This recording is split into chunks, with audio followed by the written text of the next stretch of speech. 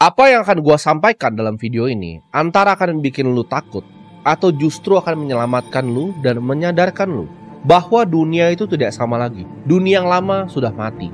Dunia sudah berubah. Dalam 5 tahun lagi akan ada 2 kubu manusia. Mereka yang paham teknologi dan naik ke atas, dan mereka yang akan ditinggalkan tanpa ada jejak. Jadi gua rasa apa yang akan gua sampaikan di sini itu dunia harus tahu. Dalam 5 tahun lagi, dunia yang lo kenal sekarang itu nggak akan ada lagi.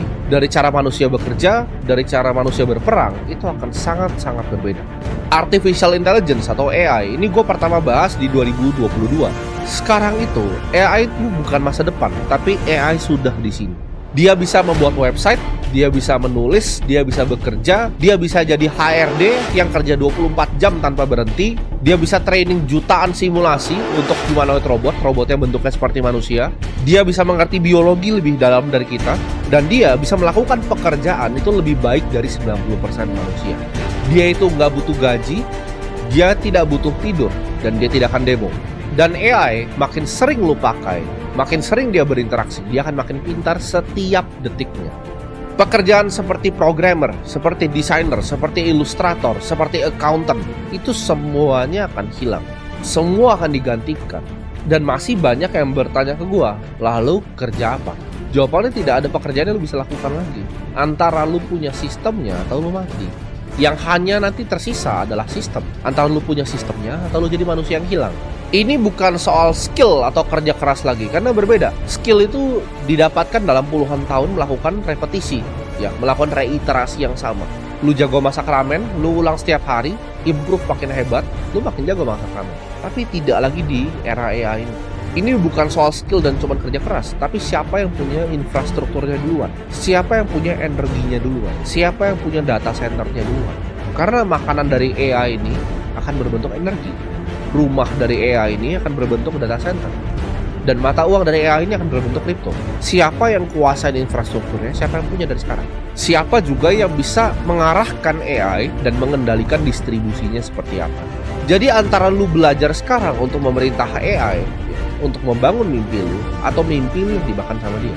Ketika lu sudah tidak bisa memerintahkan AI, lu jadi manusia yang golongan tidak dibutuhkan, lu akan hilang tanpa jejak di sejarah.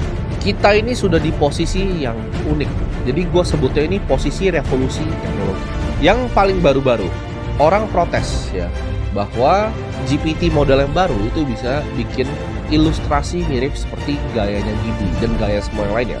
Marvel bisa, Disney bisa, apapun itu dia bisa. Ilustrator banyak yang protes. Miyazaki sendiri pun protes. Tapi copyright itu adalah sebuah konsep di dunia yang lama.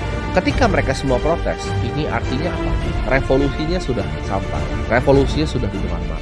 Pertama akan graphic designer dan ilustrator yang protes. Nextnya akan programmer yang protes. Nextnya akan guru yang protes. Karena tidak dibutuhkan lagi nanti guru. Ya, ketika AI sudah canggih, itu semua bisa self-paced learning. Dia lebih mengerti cara ngajarin dulu dibanding guru terpintar dimanapun. Dia bisa semua bahasa. Alexander the Great itu jadi hebat karena dia punya guru. Lu bayangin, lu punya guru sepintar Aristoteles ngajarin lu setiap hari. Lu akan jadi manusia seperti apa? Ini yang diberikan oleh AI. Mari kita berkaca dalam sejarah. Tahun 1811 di Inggris, ketika ditemukannya mesin tekstil, apa yang terjadi? Para skilled workernya, ya, para pekerja kasarnya yang mereka merasa berskill itu, mereka ngamuk. Ya, 1811 mereka banting-banting semua mesin tekstil itu, mereka demo besar-besaran. Namun lihat, apakah mesin jahit punah? Tambah canggih, bukan? Sekarang banyak yang bahkan pabrik-pabrik yang di sini itu tidak bisa bersaing dengan manufakturing canggih di Cina. Jadi mereka tidak bisa bersaing dengan impor dan banyak sekali lapangan pekerjaan yang hilang. Selama 200 tahun itu cuma akan jadi makin canggih. Ada hasil nggak orang-orang goblok itu demo waktu itu? Tidak ada. Teknofobia itu tidak akan pernah berhasil. Karena teknologi akan makan kalian semua. Software dan code itu akan makan kalian semua. Awal 1900 ketika kereta kuda digantikan dengan mobil, lu kira nggak ada yang protes?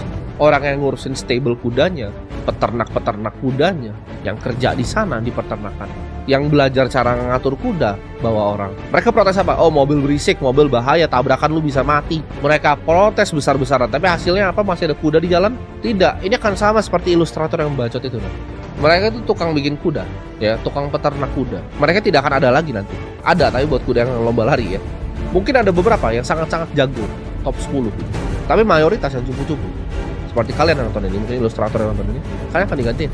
Printing press abad ke-15. Ketika ditemukan printing press, itu adalah revolusi distribusi informasi. Yang marah siapa? Banyak sekali orang. Yang tulis-tulis zaman dulu ada pekerjaan untuk ngopi buku, ya. Jadi buku itu dikopi pakai tangan. Manuskrip, ya, itu dikopi pakai tangan. Yang marah siapa? Gereja. Jadi kalau lu belajar sejarahnya printing press, yang pertama marah adalah gereja. Mereka ngerasa mereka akan kehilangan kekuasaan ketika informasi itu bisa disebarkan lewat printing press. Karena mereka tidak bisa cuci lagi otak-otaknya. Sekarang kita lihat, apakah gereja itu punya kekuatan yang sama seperti abad 15 dan sekarang? Jawabannya tidak. Apakah ada hasilnya yang protes-protes itu? Jawabannya tidak.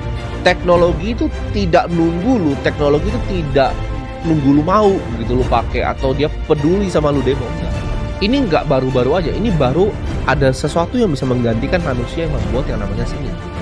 Mau influencer-influencer bodoh ini nggak belajar sejarah ini kompleks, nggak masalah. Karena opini mereka dalam 50 tahun lagi tidak akan ada. Seperti orang-orang yang protes kuda tahun 1811, abad ke-15. Ini akan dilupakan deh, orang-orang bodoh seperti ini akan dilupakan dalam sejarah dan ditertawakan dalam 100 tahun lagi. Nanti akan ada orang yang bikin video seperti ini, udah di metaverse tuh, ketawain orang-orang kayak gitu. Tapi lu kira itu seni itu baru sekarang terdisrupsi? Tahun 1990, ada band besar sekali namanya Metallica. Ketika Napster keluar, apa yang mereka lakukan? Berteriak, ya kan? Beli fisik dong, mereka berteriak, mereka pakai fansnya untuk dorong mundur ketika MP3 dikeluarin. Hasilnya apa? Semua musik sekarang streaming. Mereka harus menghamba ke Apple Music dan Spotify. Bukan record labelnya lagi mereka menghamba. Mereka itu push, distribusi ayo tradisional.